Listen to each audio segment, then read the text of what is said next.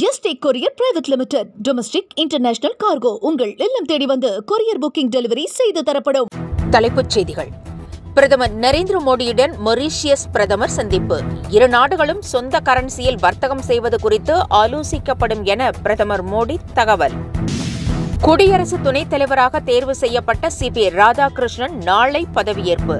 குடியரசுத் தலைவர் மாளிகையில் நடைபெறும் நிகழ்ச்சியில் பதவிப் பிரமாணம்.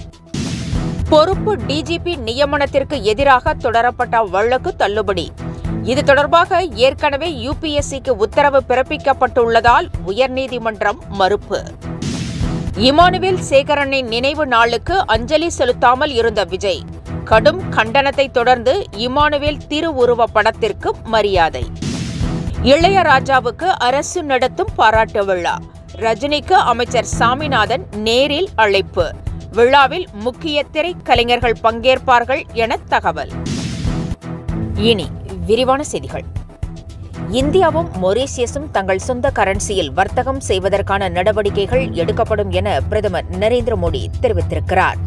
அரசுமுறை பயணமாக இந்தியா வந்துள்ள மொரீஷியஸ் பிரதமர் நவீன் சந்திரராம் குலம் பிரதமர் நரேந்திர மோடியை வாரணாசியில் சந்தித்து பேசினார். இரு நாடுகளுக்கும் இடையிலான உறவை மேலும் மேம்படுத்தும் நோக்கில் இந்த சந்திப்பு அமைந்திருந்தது. அதன் பிறகு செய்தியாளர்களை சந்தித்த பிரதமர் மோடி, இந்தியா மொரீஷியஸ் இடையே உள்ள பிணைப்பு உணர்ச்சிபூர்வமானது என்று தெரிவித்தார். குடியரசு துணைத் தலைவராக தேர்வு செய்யப்பட்ட சி.பி. ராதாகிருஷ்ணன் நாளை பதவியேற்கிறார். நேற்று முன்தினம் நடைபெற்ற குடியரசு துணைத் தலைவர் தேர்தலில் சி.பி. ராதாகிருஷ்ணன் வெற்றி பெற்றார். இதனைத் தொடர்ந்து அவர் நாளை பதவியேற்கிறார். குடியரசுத் தலைவர் மாளிகையில் நடைபெறும் நிகழ்ச்சியில் அவருக்கு குடியரசுத் தலைவர் திரௌபதி முர்மு பதவி பிரமாணம் செய்து வைக்கிறார். இந்நிகழ்ச்சியில் பிரதமர் நரேந்திர மோடி உள்ளிட்டோர் பங்கேற்கின்றனர். குடியரசு துணைத் தலைவராக நாளை பொறுப்பேற்க உள்ள சி.பி. ராதாகிருஷ்ணன் தான் வகித்து வந்த மகாராஷ்டிரா ஆளுநர் பதவியை ராஜினாமா செய்திருக்கிறார். இந்த பொறுப்புக்கு குஜராத் மாநில ஆளுநர் ஆச்சார்யா தேவ்ரத் கூடுதலாக நியமிக்கப்பட்டுள்ளார். இதனிடையே மகாராஷ்டிரா ஆளுநர் பதவி தமிழகத்தைச் சேர்ந்த ராஜாவுக்கு கிடைக்க வாய்ப்பிருப்பதாக தகவல்கள் தெரிவிக்கின்றன. பொறுப்பு டிஜிபி நியமனத்திற்கு எதிராக தொடரப்பட்ட வழக்கை சென்னை உயர்நீதிமன்றம் தள்ளுபடி செய்துள்ளது. டிஜிபியாக இருந்த சங்கர் ஜிவால் ஓய்வு பெற்றதை அடுத்து பொறுப்பு டிஜிபியாக வெங்கட்ராமனை தமிழக அரசு நியமித்தது. இதனைத் தொடர்ந்து வழக்கறிஞர் வரதராஜ் என்பவர் தொடர்ந்த வழக்கு சென்னை உயர்நீதிமன்றத்தில் விசாரணைக்கு வந்தது. தற்காலிக அடிப்படையில் டிஜிபியை நியமிக்க கூடாது என உச்சநீதிமன்றம் தீர்ப்பளித்திருப்பதாக வாதத்தின் போது சுட்டிக்காட்டப்பட்டது. இந்த மனுவை சென்னை உயர்நீதிமன்றம் தள்ளுபடி செய்தது. டிஜிபி பொறுப்பு காலியாக இருந்த நிலையில் நியமனத்தை எதிர்த்து வழக்கு தொடர முடியாது என்றும் கூறிவிட்டது. அதிமுக முன்னெச்சரிக்கை நடவடிக்கை எடுத்தால் மட்டுமே கட்சியை காப்பாற்ற முடியும் என திருமாவளவன் தெரிவித்துள்ளார்.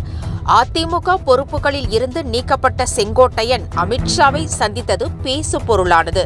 இதுகுறித்து ஏற்கனவே கருத்து பதிவிட்டிருந்த திருமாவளவன், அதிமுக பிரச்சினைக்கு யார் காரணம் என்பது தற்போது அம்பலமானதாக தெரிவித்திருந்தார். இந்நிலையில் அதிமுகவில் நிலவும் குழப்பத்திற்கு பாஜகவே காரணம் என்று அவர் மீண்டும் குறிப்பிட்டுள்ளார். இமானுவேல் சேகரனின் நினைவு நாளான இன்று துணை முதலமைச்சர் உதயநிதி ஸ்டாலின் உள்ளிட்ட தலைவர்கள் ராமநாதபுரத்தில் உள்ள நினைவிடத்தில் அஞ்சலி செலுத்தினர். இந்நிலையில் விஜய் அஞ்சலி செலுத்தாமல் இருந்தது விவாத பொருளாக மாறியது. இதற்கு பல்வேறு தரப்பினரும் கண்டனம் தெரிவித்திருந்தனர். இதனைத் தொடர்ந்து இமானுவேல் சேகரனின் திருவுருவ படத்திற்கு விஜய் மரியாதை செலுத்தியுள்ளார். இது தொடர்பான படத்தை அவர் தனது எக்ஸ் தளத்தில் பதிவிட்டுள்ளார்.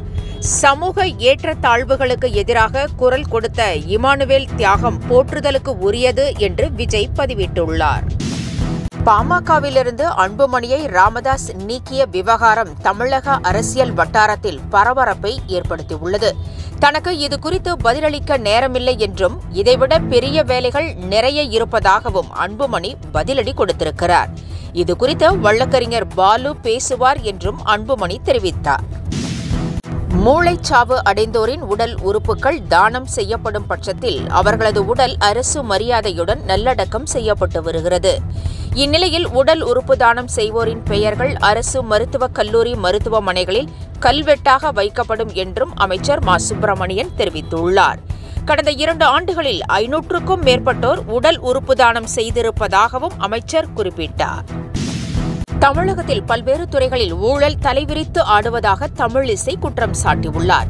கிருஷ்ணகிரியில் நிகழ்ச்சி ஒன்றில் கலந்து கொண்ட முதலமைச்சர் மு.க.ஸ்டாலின் தனது பெயருக்கு மேன் ஆஃப் ஸ்டீல் என்று பொருள் என்று கூறினார். மேலும் அதுபோன்ற உறுதியான மனதுடன் பிரச்சினைகளை வென்று வெற்றி பெறுவேன் என்றும் முதலமைச்சர் குறிப்பிட்டிருந்தார். இதை தமிழிசை கடுமையாக விமர்சித்திருக்கிறார். ஆசிரியர்கள் டெட் தேர்வை கட்டாயம் முடித்திருக்க வேண்டும் என்ற உச்சநீதிமன்ற தீர்ப்புக்கு எதிராக தமிழக அரசு சீராய்வு மனு தாக்கல் செய்ய உள்ளதாக அமைச்சர் அன்பில் மகேஷ் தெரிவித்திருக்கிறார். டெட் தேர்வு தொடர்பாக உச்சநீதிமன்றம் கடுமையான நிபந்தனைகளை விதித்திருந்தது. அந்த தேர்வை முடிக்காவிட்டால் பணியில் இருந்து விலகிக் கொள்ளலாம் என்றும் கூறியிருந்தது. இந்நிலையில் உச்சநீதிமன்றத்தில் மறு சீராய்வு மனு தாக்கல் செய்ய உள்ளதாக அமைச்சர் அன்பில் மகேஷ் தெரிவித்திருக்கிறார். வெளிநாடு செல்லும் போதெல்லாம் பாதுகாப்பு நடைமுறைகளை ராகுல் காந்தி மீறுவதாக CRPF கடிதம் எழுதியுள்ளது. யாரிடமும் சொல்லாமல் திடீரென வெளிநாடு செல்வதாகவும் பாதுகாப்பு நடைமுறைகளை அவர் தீவிரமாக எடுத்துக் கொள்வதில்லை என்றும் குற்றம் சாட்டியுள்ளது. ராகுலுக்கு தற்போது Z பிரிவு பாதுகாப்பு வழங்கப்பட்டுள்ளது. குடும்ப வன்முறை தொடர்பாக பிரபல நடிகை ஹன்சிகா தாக்கல் செய்த மனுவை மும்பை நீதிமன்றம் தள்ளுபடி செய்திருக்கிறது. குடும்ப உறுப்பினர்கள் தன்னை கொடுமைப்படுத்துவதாகவும் அவர்களது நடவடிக்கையால் மனரீதியாக பாதிக்கப்பட்டதாகவும் ஹன்சிகா மும்பை நீதிமன்றத்தில் வழக்கு தொடர்ந்திருந்தார். மனுவை தள்ளுபடி செய்த நீதிமன்றம் ஹன்சிகா மற்றும் தாயார் ஜோதிக்கு முன்ஜாமீன் வழங்கியுள்ளது. தரமான சம்பவங்களுடன் ஜனநாயகன் படம் உருவாகி வருவதாக படத்தின் எடிட்டர் பிரதீப் ராகவ் தெரிவித்துள்ளார். படத்தில் விஜய் இசத்தை 100% கேரண்டியாக கொண்டு வந்துள்ளதாகவும் அவர் கூறியுள்ளார். விஷாலின் கதகளி படத்தின் மூலம் தமிழ் சினிமாவில் அடியெடுத்து வைத்துள்ள பிரதீப்புக்கு ஜனநாயகன் படம் 25வது படம். இத்துடன் செய்திகள் நிறைவடைந்தன. மீண்டும் காலை 10 மணிக்கு சந்திக்கலாம். வணக்கம். என்றும் உங்களுடன் மை இந்தியா. முக்கிய செய்திகளை உடனுக்குடன் தெரிந்து கொள்ள சப்ஸ்கிரைப் பண்ணுங்க, பெல் பட்டனை பிரஸ் பண்ணுங்க. என்றும் உங்களுடன் my India. Yesterday courier private limited. Domestic international cargo உங்கள் இல்லம் தேடி வந்து கொரியர் புக்கிங் டெலிவரி செய்து தரப்படும்.